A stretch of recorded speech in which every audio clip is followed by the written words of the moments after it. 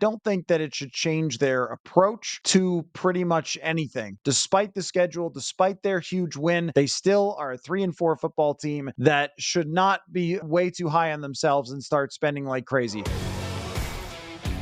So now, Coller, that the Vikings are a game below 500 and a playoff spot as well, with a seemingly easy schedule ahead of them, 2 questions for you.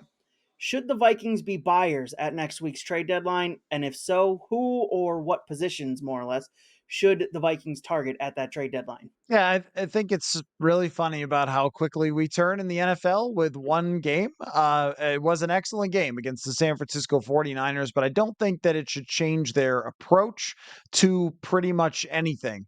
Maybe this means you're not selling Daniil Hunter when teams call for him if they beat the Green Bay Packers, which is a big if, considering that they're going down to Lambeau Field, and that's always a coin flip proposition. Even if Aaron Rodgers isn't there, not the easiest place to play. But if they do beat Green Bay, they could still make the decision after that.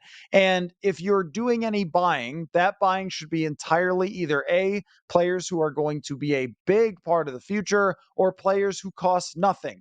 So if you feel like there's someone you can acquire to add a little depth to a position that is going to cost you a 6th-round draft pick from another team that they're giving them away, okay, that's fine. And they should try to win and make a run because, as you mentioned, the schedule becomes really light in the middle of the season. And if you could pack on some wins before the end of the year where it's more difficult, well, all power to you, as long as you're not sacrificing the future. Remember, this is the competitive rebuild, not the all in because you beat San Francisco season. We have seen this before. In 2020, the Vikings were 1-5 to start the season. They beat a really good Packers team in Green Bay. They decided not to sell off at the trade deadline, ultimately missed the playoffs at 7-9 that year. So we can't get too high on one victory. Also, the fact that they barely beat Tyson Bagent and the Bears just last week, just 8 days ago. So, yeah, I think they can't overreact to this too much.